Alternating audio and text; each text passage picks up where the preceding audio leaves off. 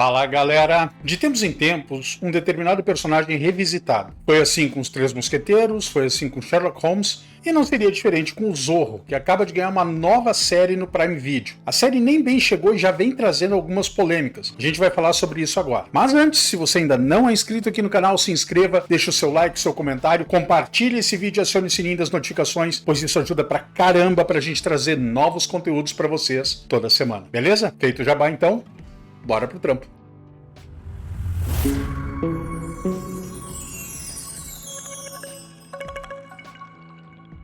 Fala pessoas, eu sou o Gustavo e esse é o Barba Movies. A menos que você tenha chegado de Marte agora, claro que você já ouviu falar do Zorro, personagem criado por Johnston McCulley em 1919 para o romance A Maldição do Capistrano. Mas o criador do personagem escreveu pelo menos 60 obras com o herói. Já ganhou filmes, séries de TV ao longo das décadas.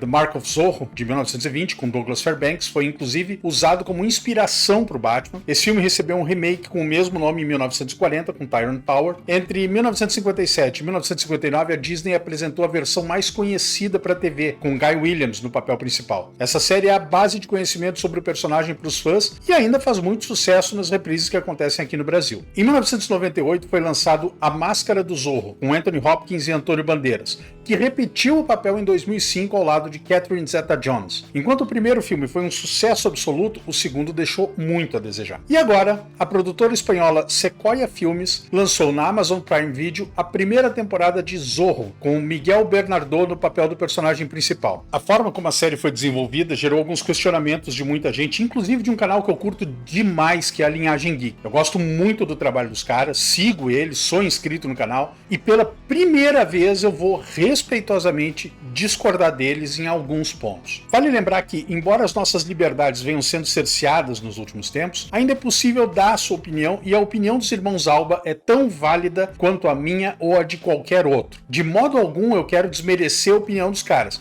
Eu só quero oferecer um contraponto com base na minha visão. Então vamos lá. Para começar, eu não ia nem assistir a série porque eu achei a premissa muito fraca e eu tinha visto algumas imagens fora de contexto de uma mulher vestida como Zorro. Só aí já me decepcionou de cara. Só que esse final de semana eu tava vendo um vídeo do Ei Nerd, do Peter Jordan, né? Ele fez um vídeo falando bem da série, a tal ponto que eu fiquei curioso. Eu digo, não, vou dar uma chance para esse negócio. E sinceramente eu não me arrependo. Não existiu, até hoje, nenhuma adaptação do Zorro, seja para cinema, TV, desenho animado, o que for, que tenha sido fiel ao personagem como descrito pelo Macaulay em A Maldição do Capistrano. Não houve. Todas as versões tiveram suas diferenças e cada uma delas trouxe algo pro personagem, algo novo pro personagem que pode ou não ser usado no futuro. Com a nova versão não vai ser diferente. A partir daqui tem spoiler. Segura na mão de Deus e vai! Para começar, uma das coisas que os irmãos da linhagem falaram é que a série é cheia de lacração. Quem me acompanha aqui no canal sabe que eu não passo pano para lacrate. Se tiver que falar, eu falo, e algumas vezes eu falo até demais. Só que eu não consegui encontrar a tal lacração na série. O máximo que eu pude encontrar foram algumas personagens femininas fortes, mas nem por isso daria para colocar como lacração. Eu,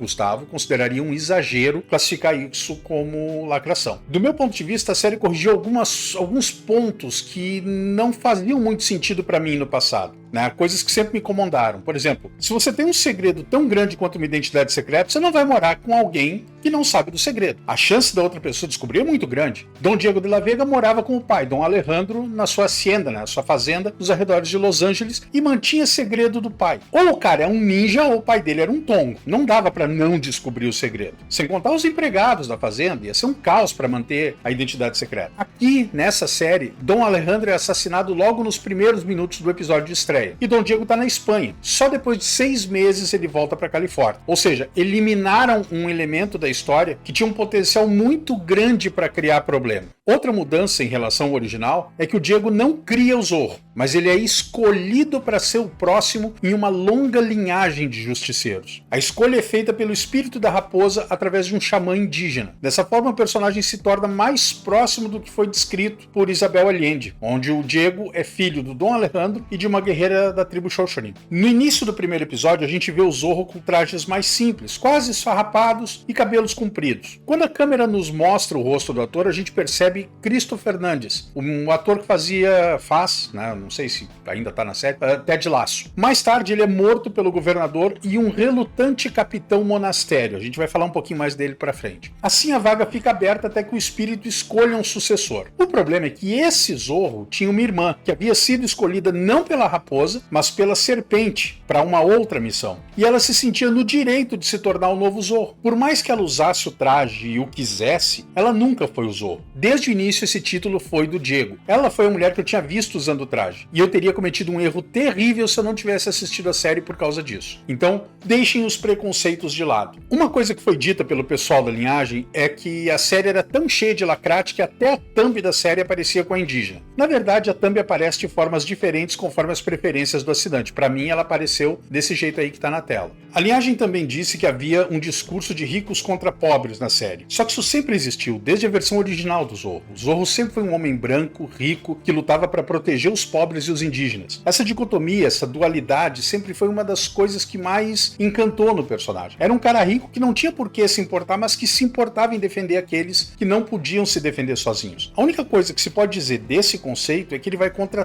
toda a divisão social que a Lacrate prega. Toda aquela coisa de ricos contra pobres. É um rico lutando pelos pobres. É o oposto da lacração. Outra coisa que sempre me chamou a atenção do personagem foi o Bernardo. Desde sempre, o Alfred do Zorro, ou talvez, já que o Zorro veio primeiro, o Bernardo do Batman, sempre foi o melhor amigo e espião. Afinal, o cara se dizia surdo e fingia muito bem. Era um contraponto cômico, além de uma ferramenta quase cirúrgica no arsenal do Diego. Aqui na série, ele é interpretado por Paco Tous, acho que a pronúncia do nome do cara é esse, que simplesmente roubou a cena. Era engraçado quando precisava e passava toda a emoção possível sem nunca dizer uma palavra. Sem dúvida alguma, é um ator incrível que apenas com as expressões faciais e com os gestos conseguia mostrar o amor que tinha por Diego, quase um filho para ele, além de ser o melhor parceiro que o Zorro poderia querer. Uma outra mudança que eu achei bastante positiva foi a substituição da capa. Eu sou desenhista, eu gosto de desenhar capas, tá? Só que a gente sabe que é um problema aquilo ali. Eu achei que trocar ela por uma espécie de sobretudo ficou bem legal. Mantém a fluidez dos contornos do personagem em cenas de movimentação mais dinâmica, ao mesmo tempo que não chega a ser um elemento que um oponente possa usar contra o herói, né? Isso foi algo que eu concordei com o pessoal da linhagem. Ficou legal essa versão do uniforme. Outra coisa que eu vou concordar é com relação às cenas de luta. Foi de uma pobreza descomunal, quase não se viu o trabalho de coreografia nas cenas de luta. Agora, vamos combinar, a verdade seja dita. Depois das cenas de espada de A Máscara do Zorro, de 98, ou da série The Witcher, onde o Henry Cavill mói os caras com a espada, qualquer coisa vai parecer fraca. Outra coisa que precisa ser dita, Lolita, a personagem da atriz mexicana Renata Notni. A menina é linda, isso nem se discute, mas ela podia ser mais feminina, e ainda assim ser uma badass. Não tinha por que ela ficar naquela seriedade o tempo todo. O único momento em que ela pareceu menos bruta foi quando saiu de casa para ir pro casamento. A personagem podia sim ter sido trabalhada de uma forma melhor, não precisava ser daquele jeito. Isso eu boto na conta da direção. A gente vai falar da direção daqui a pouquinho. Uma coisa que os irmãos Alba questionaram foi com relação à existência do núcleo chinês na história. Vou correr o risco de ser o nerd chato das aulas de história. Os chineses começaram a ocupar a Califórnia a partir de 1850 na Corrida do Ouro e em 1860 na construção da estrada de ferro Central Pacific. Inclusive tinha um grande número de americanos que se insurgia contra o perigo amarelo, razão pela qual pequenos grupos fechados, controlados por criminosos na maioria das vezes, começaram a surgir. Então não é tão difícil a gente imaginar a existência de grupos chineses nos arredores de Los Angeles no final do século XIX, início do século XX. Outro tópico que o pessoal da linhagem levantou foi com relação à facilidade com que o Diego era vencido, muitas vezes, por mulheres. Eu concordo. Eu acho que ficou muito fácil derrubar o cara, mas eu acredito, se eu fosse o diretor, ou o roteirista, eu veria motivo para isso. Eu vou desconsiderar o fato que às vezes ele era atacado por trás com faca e claramente isso não ajuda o cara. Não vou considerar também o fato de que ele teve uma educação rígida e formal, que provavelmente não previa agressões a mulheres. Então aquela coisa de ser muito cavalheiro e tal, não importando a situação. Não. Eu vou considerar só o fato de a gente estar falando de um herói em início de carreira. Querendo ou não, gostando ou não, o fato é que o Diego colocou a máscara pela primeira vez nessa primeira temporada. Ele ainda não tem a experiência que vai ter um dia. É a mesma coisa que aconteceu em Smallville, Arrow, Flash e em A Máscara do Zorro de 98. É a construção do personagem. Se a série chegar, digamos, numa terceira ou quarta temporada, é bem provável que as ameaças sejam maiores e melhores e que o desempenho do herói seja outro, completamente diferente. Não dá pra querer que o cara ponha a máscara e se transforme no Superman. Tem que dar tempo ao tempo. Eu acho que se houverem novas temporadas, eu tenho quase certeza que o personagem personagem vai ser construído até chegar lá. Agora vamos falar da direção e isso engloba alguns problemas da série. Para começar, o diretor principal é o mesmo de La Casa de Papel, Javier Quintas. Muita gente gosta do trabalho do cara, mas eu vou ser franco em dizer, La Casa de Papel não me conquistou. Então, para mim, o trabalho do Quintas não é lá essas coisas. Concordo com o pessoal da linhagem quando eles dizem que teve momentos que parecia novela mexicana. Realmente, houve alguns momentos de melodrama que, se fossem mais exagerados, teriam acabado com a série. Isso nem se discute. Já com relação à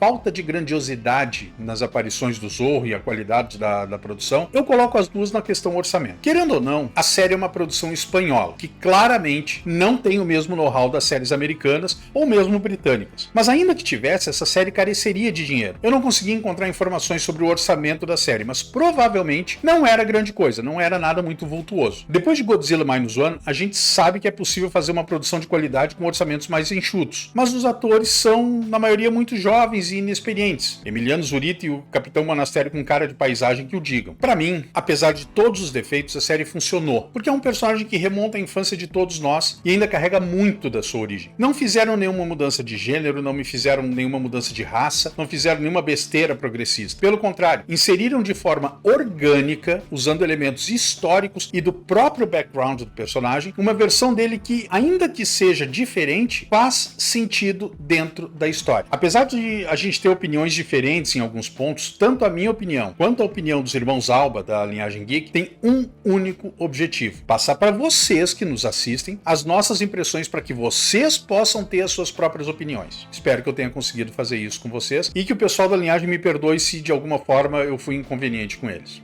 E era isso, pessoas, esse foi o vídeo de hoje, eu espero de coração que vocês tenham curtido.